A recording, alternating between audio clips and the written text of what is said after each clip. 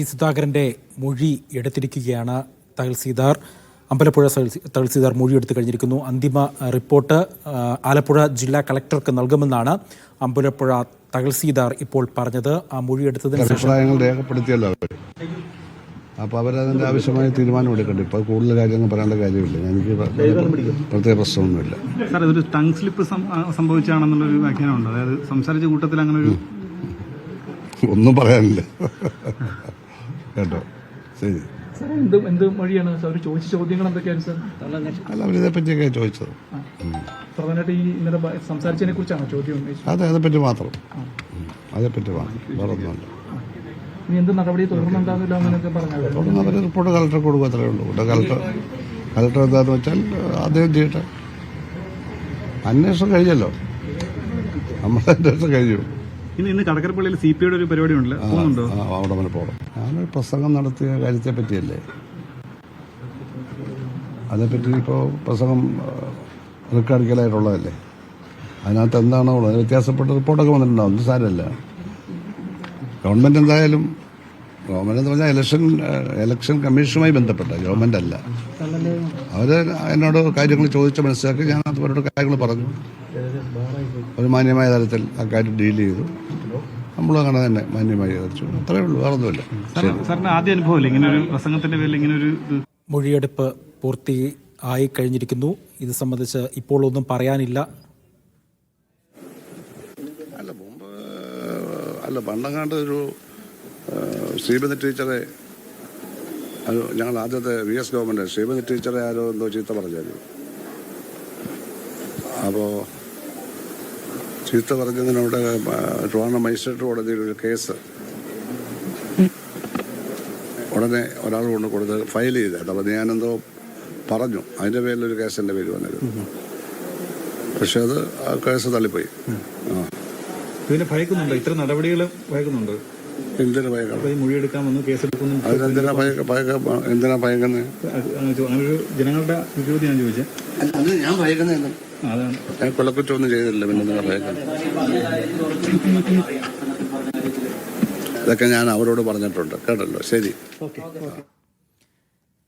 S G സുധാകരന്റെ മൊഴി എടുത്തു കഴിഞ്ഞിരിക്കുകയാണ്. അമ്പലപ്പുഴ തഹസിൽദാറാണ് മൊഴിയെടുത്തത്. മൊഴിയെടുപ്പിന് ശേഷം ജി സുധാകരൻ മാധ്യമങ്ങളോട് സംസാരിക്കുകയായിരുന്നു. ഇതുമായി ബന്ധപ്പെട്ടുള്ള കാര്യങ്ങൾ ഇപ്പോൾ പ്രതികരിക്കാനില്ല, തനിക്കൊന്നിനെ പറ്റി ഭയമില്ല എന്നടക്കമുള്ള കാര്യങ്ങളാണ് ജി സുധാകരൻ പറയുന്നത്. നാക്കുപിഴയാണോ സംഭവിച്ചത് എന്ന മാധ്യമപ്രവർത്തകരുടെ ചോദ്യത്തിന് അദ്ദേഹം വ്യക്തമായ ഒരു മറുപടി നൽകിയിട്ടില്ല. ഇപ്പോഴും ഒരു വ്യക്തമായ മറുപടി അദ്ദേഹം നൽകാൻ തയ്യാറായിട്ടില്ല. ഷൈജു തുടരുന്നു. ഷൈജു, നാക്കുപിഴയാണോ അത്തരമൊരു പ്രസ്താവനയ്ക്ക് പിന്നിൽ എന്നുള്ള ചോദ്യത്തിന് അദ്ദേഹം ഒഴിഞ്ഞു മാറുകയാണ് ചെയ്തത്. എന്താണ് അദ്ദേഹത്തിന്റെ വാക്കുകളിൽ നിന്ന് നമുക്ക് മനസ്സിലാക്കേണ്ടത്? താനൊരു കാര്യം പ്രസംഗിച്ചു, ആ കാര്യങ്ങൾ മാധ്യമങ്ങൾ വാർത്തയാക്കി. അതിന്റെ അടിസ്ഥാനത്തിൽ കേസ് വന്നിരിക്കുന്നു. കേസിന്റെ ഭാഗമായി തഹസിൽദാർ മൊഴിയെടുക്കാൻ വന്നു. അവർ മാന്യമായി തന്നോട് പ്രതികരിച്ച് സംസാരിച്ചു. താൻ ചോദിച്ച ചോദ്യങ്ങൾക്കെല്ലാം മറുപടി പറഞ്ഞു. അതനുസരിച്ചുള്ള റിപ്പോർട്ട് അവർ നൽകും. താൻ നടത്തിയ ഒരു പ്രസംഗത്തിന്റെ ഭാഗം മാത്രം വെച്ചുകൊണ്ടാണ് ഇക്കാര്യങ്ങൾ പറയുന്നത്. ഇക്കാര്യത്തിൽ തനിക്കൊരു ഭയവും ഇല്ല. അത് അക്കാര്യം തന്നെ നേരത്തെ തന്നെ പറയുകയും ചെയ്താണ്. നേരത്തെ അജി ചോദിച്ചതുപോലെ നാക്കുപിഴയാണോ എന്ന ചോദ്യത്തിന് അദ്ദേഹം വ്യക്തമായ ഒരു മറുപടി പറഞ്ഞില്ല എങ്കിൽ പോലും അദ്ദേഹം വളരെ കൂളായി, സാധാരണഗതിയിൽ നിന്ന് വ്യത്യസ്തമായി അദ്ദേഹം മാധ്യമങ്ങളോട് വളരെ മന്ദസ്മിതത്തോടു കൂടി തന്നെയാണ് അദ്ദേഹം കാര്യങ്ങൾ വിശദീകരിക്കുകയും ചെയ്തത്. അതുകൊണ്ട് കൂടുതലൊന്നും പറയാനില്ല. എനിക്ക് ഇനിയും പരിപാടികളുണ്ട്. ആ പരിപാടികളിൽ താൻ സംബന്ധിക്കുകയും ചെയ്യും, അതിലൊക്കെ പ്രസംഗിക്കുകയും ചെയ്യും. സാധാരണഗതിയിലുള്ള നടപടിയാണ് എടുത്തത്. നേരത്തെ PK ശ്രീമതിയുമായി ബന്ധപ്പെട്ടൊരു കേസിൽ ഉൾപ്പെട്ടത് ഒഴിച്ചാൽ താൻ കേസുകളിലൊന്നും ഉൾപ്പെട്ടിട്ടില്ല. അതൊന്ന് കോടതിയിൽ നിന്ന് തള്ളിപ്പോവുകയും ചെയ്തിരുന്നു. അതുകൊണ്ട് തന്നെ അത്തരം കാര്യങ്ങൾ തന്നെ കണ്ടിട്ട് താൻ അത് ഭയപ്പെടുന്നില്ല എന്ന കാര്യമാണ് അദ്ദേഹം പറയുകയും ചെയ്തത്. തഹസിൽദാരോട് സംസാരിച്ചപ്പോൾ അദ്ദേഹവുമായി സംസാരിച്ചു. ആവശ്യമായ മൊഴികൾ രേഖപ്പെടുത്തിയതിനു ശേഷം മടങ്ങുകയാണ് എന്നാണ് അദ്ദേഹം പറഞ്ഞത്. കൂടുതൽ കാര്യങ്ങൾ വെളിപ്പെടുത്താൻ തഹസിൽദാർ അൻവർ തയ്യാറായതുമില്ല.